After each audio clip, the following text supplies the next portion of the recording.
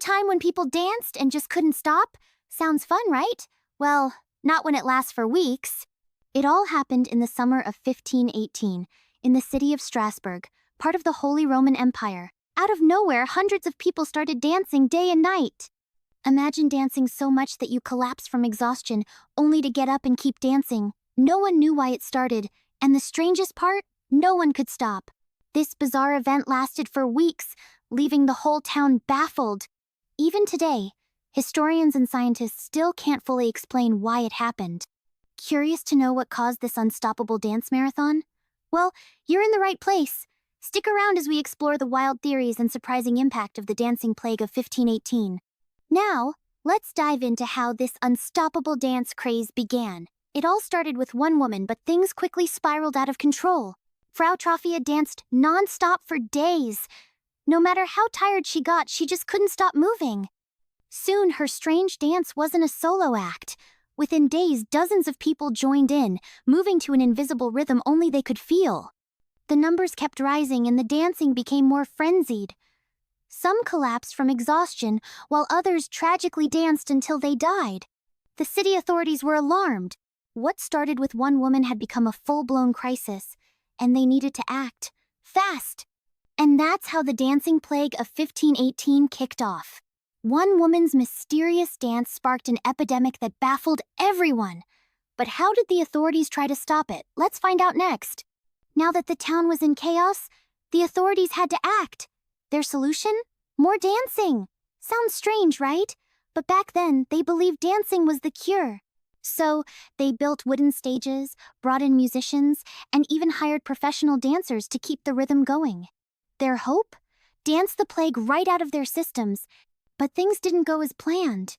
Instead of helping, the non-stop music and dancing only made things worse. More people joined in, and the frenzy spread faster. The streets echoed with music day and night, turning the city into a strange, restless carnival. But no one knew how to make it stop. After weeks of chaos, the dancing finally began to die down. But no one could explain why. The city was left shaken and the mystery remained unsolved. And that was the authorities' attempt to stop the dancing plague, an unexpected cure that backfired spectacularly. But what caused the plague in the first place? Let's explore the wild theories next. Now that we know what happened, it's time to dig into the wild theories behind this unstoppable dance. Was it something in their food, their minds, or maybe their beliefs? Let's break it down. First up, ergot poisoning. Some historians think contaminated rye bread might be the culprit. Ergot, a toxic fungus, can cause hallucinations, muscle spasms, and strange behavior, like uncontrollable dancing. But there's a catch. Ergot poisoning usually causes seizures, not smooth dance moves. Plus, it's rare for so many people to be affected at once. So, maybe not the best explanation. Next theory, mass hysteria. The people of Strasbourg were stressed out, big time.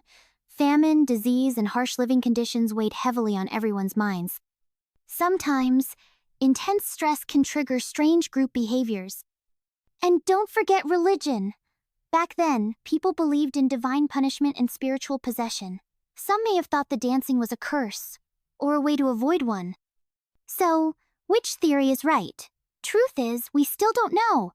Maybe it was a mix of bad bread, bad vibes, and strong beliefs. One thing's for sure.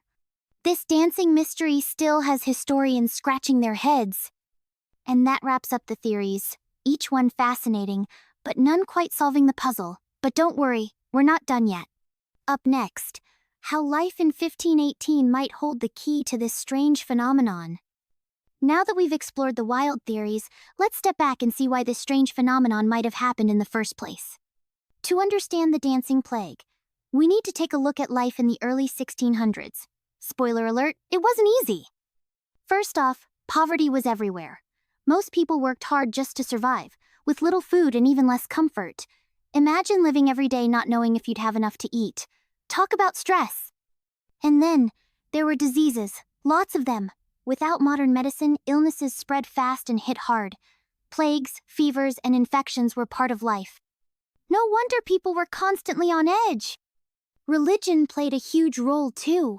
Many believed that disease and hardship were punishments from above.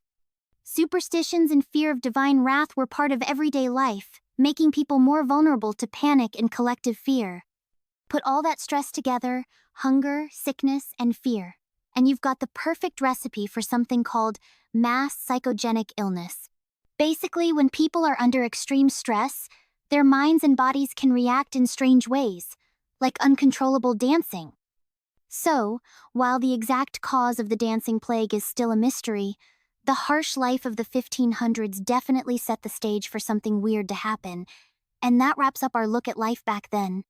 Stressful enough to make anyone want to dance their troubles away. But what do experts today think about this bizarre event? Let's find out next, as we dive into modern views and lingering questions about the dancing plague of 1518. And now, we've reached the final chapter of our story, the modern take on the dancing plague of 1518. What do today's experts think happened? Let's dive in. Many scientists believe the dancing plague was an example of mass psychogenic illness, a condition where groups of people experience strange physical symptoms due to extreme stress and anxiety. Psychologists study it as proof that stress and fear can sometimes affect not just our minds but our bodies too, making us do things we can't explain. Sociologists see it as a lesson in how culture and beliefs can spread unusual behaviors through entire communities, showing just how much our surroundings shape us. And yet, the mystery isn't fully solved. After all, why dancing? Why so many people at once? Even today, those questions still leave experts scratching their heads.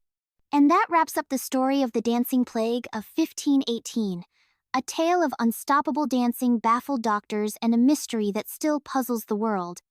Enjoyed the story? Then hit that like button and subscribe. We've got plenty more bizarre and fascinating history coming your way. Don't miss out, or you might just start dancing too. And now, we want to hear from you. What's your theory about the dancing plague? Mass hysteria, bad bread, or something else entirely? Drop your thoughts in the comments and let's get the debate going.